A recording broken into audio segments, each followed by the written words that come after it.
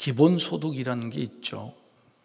한때 선거 공약에도 자주 등장하고 지금도 세계적으로 시행하고 있는 곳이 있고 또 반대를 하는 여론도 만만치 않은 그런 주제가 바로 기본소득입니다. 기본소득이라는 것은 사람이 한 달 동안 살아가는데 최소한의 필요한 돈이, 경제적인 여유가 얼마냐, 그것을 나라에서 책임져 주는 거죠.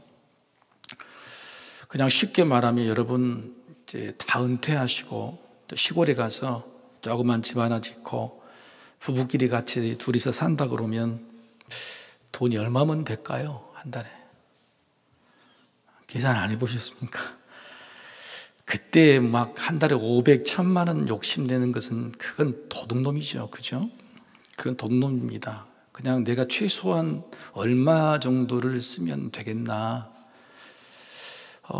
그렇게 계산하는 사람이 꽤 많은데 내가 어떤 인터넷을 찾아보니까 두 부부가 먹고 쓰는 것은 제외하고 그냥 세금 내고 자동차 기름 넣고 이런 것만 필요한 돈이 110만 원을 계산을 하더라고요. 110만 원. 그러니까 먹고 쓰는 거 돈은 이제 따로 있는 거죠. 최고로 작게 쓸 때 110만 원이. 근데 놀랍게도 그 110만 원 중에서 30만 원에서 40만 원이 뭐냐면 경조비예요. 경조비다.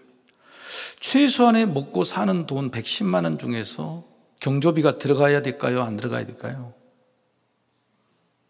여러분 어떻게 생각하십니까? 그냥 그것도 뚝 끊고 살아야 됩니까? 아니, 나 혼자만 둘면 잘 먹고 잘 살면 되는 거 아니에요? 세상의 모든 사람들이 최소한의 이 돈이 있어야 된다고 말하는 그 돈 안에 경조비라는 것을 꼭 넣는 것은 사람이 사는 도리, 그것은 주고받는 것이 반드시 있어야 된다고 하는 겁니다. 내가 못 먹고 못 살아도 내가 받았으면 다시 돌려주는 그 도리를 해야 된다는 거예요. 저는 그런 소리를 많이 들었습니다. 자기 어머니 아버지 돌아가실 때는 나는 부조를 했는데 우리 어머니 아버지 돌아가실 때는 부조를 안 하더라. 그래가지고 의가 갈라진 사람을 많이 봤어요. 여러분, 그러니까 받은 게 있으면 반드시 주는 것이 세상 사는 도리라고 하는 거예요. 근데 이게 참 힘듭니다. 마지막 인생의 마지막을 정리하는 그 시간을 보냈어도 경조비가 이렇게 꼭 필요한 것처럼 주고받는 것은 우리가 죽을 때까지 버릴 수 없는 도리라고 하는 거예요. 제가 결혼할 때 직업이 없었습니다. 그런 결혼식을 올리려고 그러니까 이것저것 모든 돈들을 다 절약할 수밖에 없었어요. 저희 처가도 그렇게 부잣집은 아니니까 제가 저희 어머니 아버지하고 처갓집하고 합의를 봤어요. 제일 머리 아픈 게 뭐죠, 여러분? 제가 아는 분이 대구에서 전화가 왔어요. 자기 아는 사람이 순천으로 결혼식을 이제 시집을 보낸다고 그러는데 예단을 1000만 원을 보냈는데 답장이 안 오더라고요. 1000만 원 예단을 보냈는데 답장이 안 오니까 너무 작게 보내서 속이 상한 건지 너무 아니면 순천이라는, 제가 이제 순천 사람인 거 알고 순천이라는 곳이 어떤 곳인지 도대체 예단, 여러분 예단이 광주는 얼마 정도 합니까? 사람마다 다 다릅니까? 이게 복잡한 거예요. 주고받는 것이라는 것이 사람에 대한 도리, 때로는 기분을 상하게 만드는 것이기 때문에 이게 참 조심해야 되는 거예요. 저는 결혼식 때 액수는 밝히지 않겠습니다만 이렇게 약속을 했어요. 내가 주면 그대로 돌려주라고. 그러니까 몇백만 원을 그대로 주고 다시 그대로 돌려받았어요. 너무 좋죠? 그러면 이웃 사람한테, 친척들한테 자랑하려고 그러면 한 1억 정도 주시고 다시 돌려받으시면 돼. 여러분이 믿는 사람은 이런 것 좀 안 했으면 좋겠다. 저는 개인적으로 그런 생각합니다. 예단이라는 것이 뭐죠? 이모나 고모나 할머니, 할아버지 옷 한 벌 해 입으시라고 주는 그런 것이잖아요. 요즘 그런 게 있어요? 없잖아요. 예단이라는 것이 상대방의 격에 대한, 아니 우리에게 대한 과시거든요. 자랑하고 싶고 격을 높이고 싶으면 한 10억을 주시고 10억 다시 돌려받으시면 돼. 아무런 문제가 없단 말이에요. 세상에는 주고받는 것이 참 힘들고 어렵습니다. 그걸 따지고 죽을 때까지 따라다니는 문제. 그런데 여러분, 믿음에 있어서도 주고받는 게 있어요. 근데 단지 순서가 바뀌어요. 여러분, 하나님과 우리와의 관계가 믿음인데 하나님이 우리에게 주시고 우리가 받은 거죠. 그죠? 우리가 하나님께 먼저 드린 게 있습니까? 없잖아요. 그죠? 그래서 하나님과 우리 주고받는 관계는 뭐냐면 늘 하나님께서 먼저 주시고 우리는 돌려드리는 것이다. 돌려드리는 거예요. 세상 사람들은 이것만큼 줬으면 이만큼 돌려줘야 되는데 하나님이 주신 것에 우리가 그만큼 돌려드리기가 어렵잖아요. 상응하게 돌려드릴 수가 없어요. 걸맞은 돌려드림이 있어야 되는데 그것은 본질적으로 불가능한 것입니다. 하나님께서 우리에게 생명을 주시고 믿음을 주시고 영원한 저 천국의 영원한 생명까지도 약속해 주신 것에 걸맞는 돌려드림, 받은 것에 대한 돌려드리는 것이 합당한 것이 뭐가 있겠어요? 아무것도 없는 것이죠. 근데 놀랍게도 하나님께서는 그래서 우리에게 너희가 내가 준 것만큼 더 돌려달라고 말씀하신 게 아니고 하나님께서는 늘 이렇게 말씀하셨습니다. 두 가지죠. 한번 따라해 봅시다. 정성과 마음. 정성이다 하는 거죠. 정성. 그러니까 네 마음에 성실한 만큼, 네가 할 수 있는 만큼 정성을 가지고 드리는 것이고, 중요한 것은 아무리 많이 드리더라도 네 안에 마음이 없으면 안 받으시겠다. 그게 구약 성경에 있는 것이잖아요. 그래서 하나님이 우리에게 주신 것에 대해서 마땅히 돌려드려야 되는 건데, 믿음도 주고받는 관계인데 그것은 뭐냐면은 정성과 마음이다라는 겁니다. 왜 이런 말씀을 드리냐면 오늘 본문도요, 주고받는 것입니다. 주고받는 문제가 있는 거예요.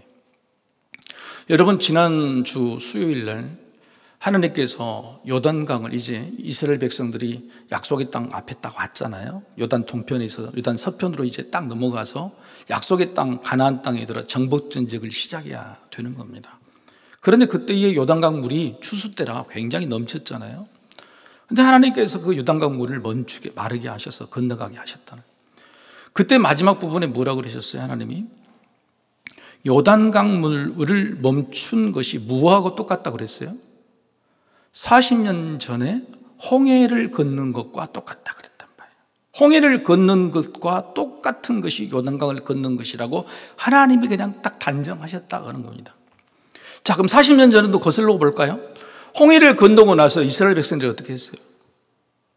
얼마나 행복하고 기분이 좋았는지 그 두려운 예국 군대가 다 몰싸고 나서 춤을 추고 노래를 하고, 그래서 여러분 출애굽기에 보면 모세의 노래, 미리암의 노래들이 기록이 되어 있어요. 하나님을 찬양하는 잔치를 벌였다 그러는 겁니다. 홍해를 건너게 하실 때는 이스라엘 백성들이 하나님께 감사와 찬양과 예배와 심지어는 노래를 만들어서 그렇게 되었는데, 홍해 건넌 것과 요단강 건넌 것이 똑같은데 눈을 아무리 씹고 찾아봐도 이스라엘 백성들이 하나님께 드리는 게 없어요. 똑같은 기적을 베푼 받았는데 돌려드리는 것이 보이지가 않는다고 하는 거예요. 하나님도 받고 싶으시겠죠. 그렇지 않겠어요? 아까 제가 하나님 받고 싶은 게 뭐예요? 정성과 마음이라. 적어도 그 정도를 좀 받았으면 좋겠는데 애들이 지금 내가 요단강을 건너준 것이 별거 아닌가? 이게 감사하지 않는 것인가? 건너기 싫은 것인가? 하나님은 무언가를 돌려받고 싶은데 돌아오는 것이 없었기 때문에 하나님은 굉장히 고민하셨던 것 같아요. 그래서 요단강을 건너고 나자마자 오늘 본문에 뭘 말씀하시는 거예요? 다시 기억나게 해주십니다. 이스라엘 백성들에게 너희들이 할례를 받아라 이렇게 말씀하세요. 할례란 게 뭐죠? 복용수술인 거죠. 모든 이스라엘 백성들이 하나님의 자녀다, 하나님의 백성이라고 인치심이 딱 인정을 해버리는 몸의 표징이 바로 할례입니다. 그런데 40년 동안 광야길에서는 그 수술을 할 수가 없었잖아요. 그래서 이제는 그 광야길이 멈췄을 때에 할례를 받으라 이렇게 말씀을 하셨어요. 한번 따라해 봅시다. 할례는 너는 내 것이다. 네, 이거입니다. 내 백성이다라는 것을 딱 도장을 찍는 그것이 뭐냐면 할례예요. 요단강을 건너는 은혜를 베풀어 줬는데 돌아온 것이 없으니까 하나님께서 이스라엘 백성들에게 깨닫게 해주신 거예요. 할례를 행하라. 이스라엘 백성들 할례를 행하고 나서 하나님이 우리에게 뭔가 받고 싶으신 있는 바다. 하나님이 우리에게 너는 내 백성이라고 내가 책임지겠다고 말씀하신 것인데 우리는 돌려드린 것이 없었네. 그렇게 깨닫게 되는 겁니다. 더 놀라운 것은 그렇게 할례를 행하고도 이스라엘 백성들이 제대로 깨닫지 못하니까 할례의 의미에 대해서 설명을 해주세요. 그게 바로 9절 말씀이에요. 9절 말씀. 9절입니다. 네, 9절. 같이 한번 읽어봅시다. 시작. 여호와께서 여호수아에게 이르시되 내가 오늘 애굽의 수치를 너희에게서 떠나가게 하였다 하셨으므로 그곳 이름을 오늘까지 길갈이라 하느니라. 길갈이라는 건 뭐냐면 굴러갔다, 떠나갔다, 사라졌다 이런 뜻입니다. 뭐가 사라졌어요? 애굽의 수치. 애굽의 수치라는 것은 애굽에서 노예 생활했던 그 수치가 아니에요. 이스라엘 백성들이 가나안 땅으로 들어가기 전에 광야에서 막 이렇게 헤매고 힘들게 사니까 애굽 백성들이 처음에는 자기들이 당했지만은 이스라엘 백성들 손가락질하는 건 너희 하나님이 능력이 없는가 보다. 애굽에서 살 때가 좋았지. 노예 생활이라도 잘 먹고 잘 살 때가 좋았는데 봐라, 광야에서 얼마나 고생하고 40년 동안 지금 힘들게 사느냐. 하나님은 능력이 없어서 너희를 절대 약속의 땅으로 데려가지 못해. 그리고 손가락질하고 조롱하고 비난이 다 40년 동안 받고 사는 거예요. 모든 이방 민족으로부터.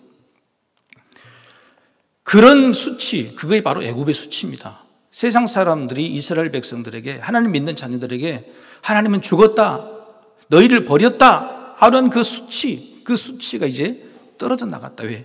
도착해서 하나님이 주신 약속의 땅으로 기어코 들이셨기 때문에 그런 것입니다. 바로 이것이 바로 하나님께서 너는 내 것이다, 내가 책임진다고 하는 그런 의미로 할례를 행하라고 하는 것을 이스라엘 백성들이 하나님 우리에게 깨닫게 해주셨구나 그렇게 생각을 하고 드디어 하나님께 돌려드릴 것을 생각해냅니다. 그게 뭘까요? 돌려드리는 거예요. 그게 바로 뭐냐면 유월절을 지키는 겁니다. 자, 허리 한번 펴시죠. 오늘 설교 말씀 허리 펴는 건데 공기가 희박합니까? 아까 혼수 왔다 갔다 할 때는 다 눈을 똥똥 떼고 뭐 드시지만 그 이야기가 딱 사라지니까 그냥 주무시려고 그러네. 여러분들 뭔가 가는 것이 있으면은 오는 것이 있어. 이게 믿음인데 자꾸 나는 막 열심히 하려고 그러는데 오는 것이 없어. 그냥 고개만 끄덕끄덕 아멘 하시는 분들이신 그렇죠? 하나님이 또 바꾸고 싶으신 게 있어요. 이스라엘 백성들이 깨닫게 해주셔서 돌려준 게 생각나는 게 그게 뭐냐면은 유월절이었어요. 유월절을 지키는 거예요. 할례는 하나님께서 받아라, 할례를 행하라고 명령하신 것에 순종한 것입니다. 그런데 두 번째 유월절을 지키게 된 것이 이것은 그냥 자발적으로 한 거예요. 놀랍게도 이스라엘 백성들이 이걸 깨닫게 된 이유가 있습니다. 4장 19절에 보면 4장 19절에 첫째 달 10일 이렇게 기록이 돼요. 4장 19절에 첫째 달 10일, 이 날이 무슨 날이냐면 요단강이 마르고 요단강을 넘어간 날이에요. 그런데 이 첫째 달 10일이라는 것이 원래 무슨 날이냐면 우리 같으면 정월 10일, 정월 10일인데 1월 10일 이 날이 무슨 날이 있었냐면 애굽에서 노예 생활에서 끌어내기 위해서 마지막에 10번째 재앙, 그 유월절에 놀라운 역사, 그 역사가 있는 날이 바로 1월 10일이에요. 그러니까 하나님께서는 그 날을 기억하기 위해서 일부러 수많은 날 중에서 그 날을 골라 잡으신 거예요. 그 날을 골라 잡아서 요단강을 건너가게 하셨다. 유월절 넘어가게 하신 것처럼 요단강을 건너가게 하셨다는 날짜를 일부러 맞추신 겁니다. 이스라엘 백성들이 그걸 깨닫는 거예요. 그렇구나. 그래서 스스로 그 유월절을 지키게 되는 거예요. 유월절은 이스라엘 백성들이 지킨 적이 있었습니다. 40년 전에 광야 인자 행군하기 전에 그때 처음으로 지켰어요. 그때는 하나님께서 지키라고 행하라고 해서 지킨 거예요. 그런데 오늘 이 광야 행군이 끝난 이때의 유월절은요, 순수하게 자발적으로 자기들이 깨달아서 지키게 된 것이라고 하는 겁니다. 여러분, 하나님께서 우리에게 뭔가를 주시고 받고자 할 때에 우리가 깨닫지 못하면 자꾸 뭔가를 되새기게 해주세요. 되새기게. 할례를 행하라, 유월절을 행하라. 이게 뭐냐면 정해놓은 규칙, 정해놓은 말씀이에요. 무슨 말입니까? 하나님께서 우리에게 뭔가를 막 주셨는데도 불구하고 우리가 하나님께 되돌려드리지 않는 것이 있다면, 그것이 마치 당연한 것으로 생각한 거 있다면 하나님께서는 늘 깨닫게 해주시는 거예요. 할례나 유월절처럼 하나님의 말씀을 가지고 우리에게 순종하라, 순종하라, 정해진 규칙을 우리에게 주시고는 그걸 순종하라고 말씀하고 계신다는 거예요. 우리가 하나님께 돌려드릴 것이 있다면 뭐냐면 그저 하나님께서 정해주신 주일날 예배드리는 것이고, 기도하라 그러면 기도하는 것이고, 사랑하라 그러면 사랑하는 것이고, 그래서 우리가 돌려드릴 게 있다. 가장 중요한 것은 사실은 순종인 겁니다. 하나님 하라고 하시는 것. 그래서 할례도 유월절도 하나님께서 하라고 하시는 것을 순종하는, 그걸 돌려드리는 것이 얼마나 중요한지. 엄청나게 크고 막 위대한 것, 엄청난 능력, 뭐 업적, 그걸 달라고 한 거 아니에요. 내가 너희에게 기본적으로 지키라고 한 거 그것만 지켜주면 되게, 그것만이라도 나는 너무너무 감사하게 받을게 라고 말씀하신 거죠. 하나님은 그런 분이십니다. 걸맞는 높은 거, 엄청난 것을 원하시지 않고 그저 내가 지키려고 하는 그 말씀에 순종만 하면 된다고 하시는 것이죠. 그런데 이렇게 자발적으로 유월절을 지키고 난 다음에 더 놀라운 일이 생겼습니다. 믿음은 공짜가 없는 것 같아요. 공짜가 없는 것이 아니라 조그만 것 하나 당연히 지켜야 될 것인데, 유월절을 지키는 것이 40년 만에 지켰잖아요. 당연히 지켜야 될 것을 지키는데요, 더 놀랍게도 하나님께서 더 위대한 축복을 두 가지를 해주세요. 유월절을 지키자마자 두 가지를 해주시는데, 첫 번째는 뭐냐, 말씀을 한번 읽어보십시다. 11절 한번 읽어봅시다. 11절. 자, 유월절 지켰어요. 11절 같이 읽어보시자. 유월절 이튿날에 그 땅에 소산물을 먹되 그날에 무교봉과 볶은 곡식을 먹었더라. 12절 보십시다. 이어서 또 그 땅에 소산물을 먹은 다음 날에 만나가 그쳤으니 이스라엘 사람들이 다시는 만나를 얻지 못하였고 그의 가나안 땅의 소출을 먹었더라. 뭐가 끊어졌어요? 만나가 끊어졌다. 만나가 끊어졌으니까 큰일 났네. 아니 40년 동안 하나도 공 안 들이고 노력도 안 하고 만나를 먹었으니 여러분, 만나가 이제 큰일 난 거 아닙니까? 이게 좋은 일이 아니잖아요. 축복이 아니잖아요. 엄청난 문제 아니에요. 이제 공짜로 먹다가 이제는 자기가 뭔가 노력해서 먹어야 되니까. 그게 아닌 거예요. 여러분 11절에 여러분 유월절 이튿날에 그 땅의 소산물을 먹었다 그랬죠. 무교본과 볶은 곡식이. 40년 동안 뉘가 나게 만나를 먹었는데 오랜만에 고기를 먹은 것과 똑같아. 그 땅의 싱싱한 농산물과 소출을 딱 유월절 행사로 음식으로 딱 먹고 나면 만나가 먹고 싶겠어요? 안 먹고 싶겠어요? 대답을 해보세요. 만나 40년 동안 먹고 싶은 만나가, 와, 광야에서는 어쩔 수 없이 먹어야 됐지만 이제 이 땅에 와가지고 그냥 저 넓은 곡식에 소출이 있는데 그 소출을 먹었단 말이에요. 그러면 다시는 만나를 먹고 싶은 생각이 없을 거 아닙니까? 그 모습을 하나님께서 보시고, 그래, 알았다. 하나님께서 만나를 내려주시는 동안은 만나를 먹을 수밖에 없어요. 하나님 주시니까 먹어야 되는 거예요. 너희들이 이제 그 고기 맛을 봤으니, 그 땅의 농산물을 봤으니 이제는 만나는 안 먹어도 된다라고 만나를 그 다음 날부터 안 주신 거예요. 그때부터 젖과 꿀이 흐르는 땅에서 농산물을 먹게 하시고 그 해에 그 땅에서 난 소출을 먹게 하셨다는 겁니다. 여러분, 이게 무슨 의미일까요? 우리에게 뭔가 끊어진 것처럼 보이지만, 이제 큰일 난 것처럼 보이지만 하나님은 다른 곳에서, 또 다른 곳에서 뭔가를 준비해 놓고 계신다고 하는 겁니다. 환경이 바뀌었잖아요.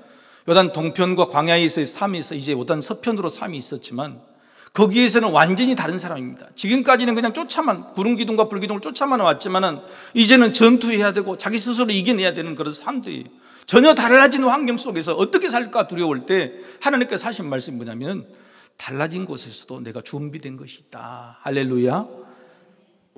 새로운 것이, 너희가 기존에 있던 것들이 끊어져도 나는 또 다른 것을 너희에게 준비해 준다. 바로 이 말씀인 것이죠.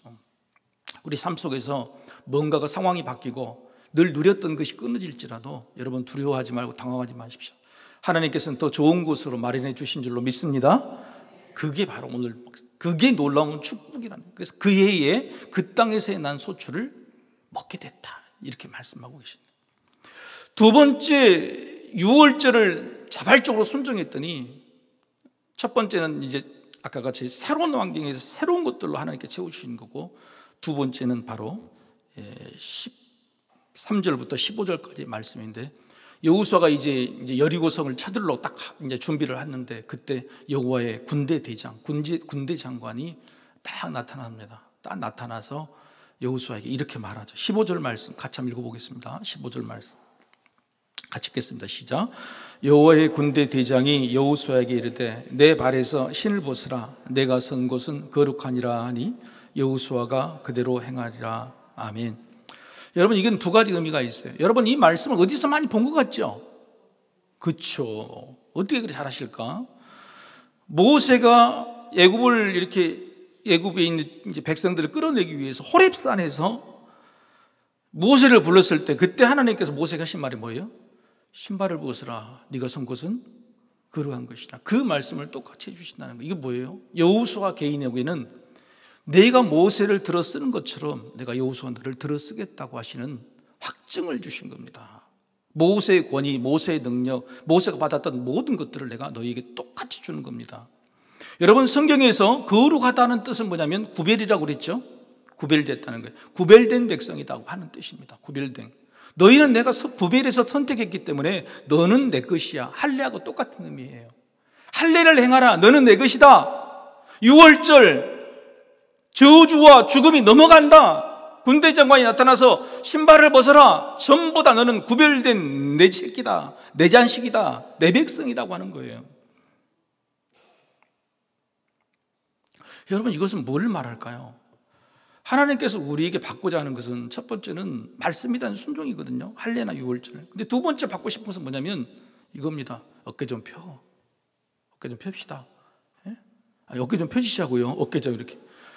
어깨 좀 펴시자. 너는 내 것이요. 너는 내 것이라고. 모든 환난과 문제는 다 내가 넘어갈 거라고. 환경이 바뀌었다고 해서 두려워하지 말라고 내가 새로운 것을 준비해 놨다고. 당당해 좀, 당당해. 어깨를 좀 펴라고. 모든 수치는 너에게서 물러갔다고. 길갈이라고. 너는 내 것이라고. 그렇게 하나님께서 거듭거듭 말씀하신 이유는 뭐냐면 내가 너희에게 받고자 하는 것이 뭐예요? 나는 하나님의 백성입니다. 두렵지 않습니다. 걱정이 없습니다. 여러분, 우리 교회 포회가 뭐죠? 뿌리 깊은, 예레미야에서 저 말씀에 뿌리 깊은 교회인데 그게 뭐예요? 더위 위에도 두려워하지 않네. 가뭄에도 마르지 않는 날, 더위 위에도 두려워하지 않는 거예요. 힘들고 어려운 환경 속에, 전쟁터의 상황 속에 들어갔을지라도 너는 내 것이고 내가 책임질 거니까 당당히 어깨를 펴라. 자존감이라는 거예요. 여호와의 군대 장관이 왜 나타났을까요? 이 전쟁은 누구에게 속한 것입니까? 하나님께 속한 것이라는 거예요. 네가 싸우는 것이 아니야. 내가 싸우는 것이라고. 이 전쟁은 반드시 이기게 돼 있다고. 허리를 펴라고, 어깨를 펴라고. 내가 너희에게 받고 싶은 것은 그것이라고 하는 거예요. 하나님 우리에게 엄청난 많은 것을 주셨습니다. 기적 같은 일들을 행하셨어요. 우리는 돌려드린 게 별로 없어요. 사실 돌려드릴 것도 별로 없어요. 그러나 하나님께서 요구하시는 것은 두 가지라는 거예요. 첫 번째는 할례나 유월절 같이 말씀에 순종하는 거예요. 말씀에. 엄청난 것이 아니라 그냥 주신 말씀에, 그냥 주일날 주신 말씀에 한 주일간 순종하려고 노력했던 그것을 우리에게 받고 싶은 거예요. 두 번째는 뭐냐면 걱정하지 마라. 두려워하지 마라. 어깨 좀 펴고 당당 좀 살아. 뿌리 깊은 나무처럼 더위에 두려워하지 말고 가뭄에 떨지 말고 그렇게 당당하게 살아라고 하는 거예요. 여러분, 여호수아를 쓴 사람은요, 이 온 본문의 기록을요 미리 1절에 결론을 기록해 놓고요. 여러분 성경에 혹시 보신 분 계십니까? 5장 오늘 읽었잖아요. 근데 5장 1절하고 2절부터 딱 단락이 나눠져 있죠. 그 책이 성경 그렇게 돼 있죠. 그게 왜 그럴까요? 1절이 5장 전체 주제인 거예요. 우리 1절 한번 읽어볼까요? 같이 1절 한번 읽어봅시다. 1절 시작. 요단 서쪽의 아모리 사람의 모든 왕들과 해변의 가나안 사람의 모든 왕들이 여호와께서 요단물을 이스라엘 자손들 앞에서 말리시고 우리를 건너게 하셨음을 듣고 마음이 녹았고 이스라엘 자손들 때문에 정신을 잃었다. 이것을 누가 한 말입니까? 하나님이 하신 말입니까? 이스라엘 백성들이 한 말입니까? 이스라엘 백성들이 한 말이잖아요. 우리를 건너게 하셨다. 이거 뭔 말이에요? 저 백성들이 쫄았다는 거예요. 그리고 하나님 때문에 쫄지만 이스라엘 자손들 때문에, 우리 때문에 정신을 잃었다는 겁니다.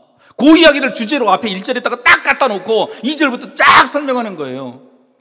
하나님이 우리에게 기적 같은 일들을 베푸시면서 우리에게 요구하신 게 뭐냐? 말씀에 순종하는 거. 두 번째는 하나님의 자녀로서의 자존감으로 어깨를 펴고 좀 살아라. 네 싸움은 내 것이다는 거예요. 너희 수치는 물러갔다는 거예요. 새로운 환경에서도 반드시 채워주신다는 겁니다. 너희를 보고 세상 사람들이 마음이 높고 정신을 잃게 될 것이다라고 하는 거예요. 인자는 제 얼굴이 나와야죠, 화면에. 정신을 잃지 마시기 바랍니다.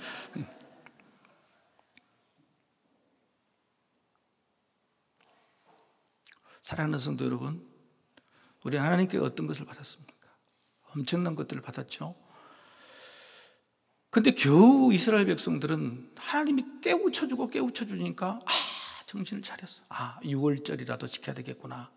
근데 놀랍게 6월절 단 하나 지켰더니 2가지를 더 응답해 주셨어요.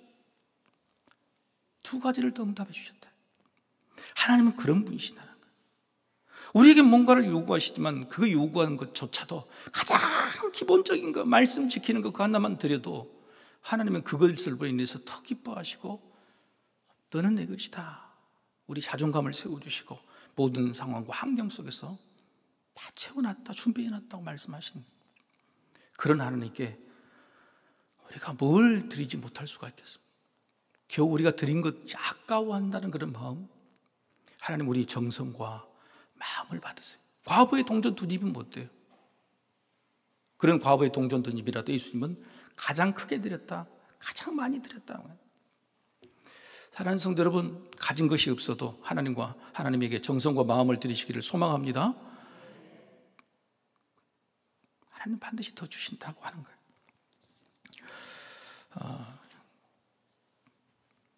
거룩함이라는 것이 구별됐다는 것이 다른 게 아닙니다. 요즘 교회가 세상으로부터 엄청 많은 공격을 받아요. 그죠? 너무 많은 공격을 받아요. 그래서 요즘 저는 참 속상하더라고요.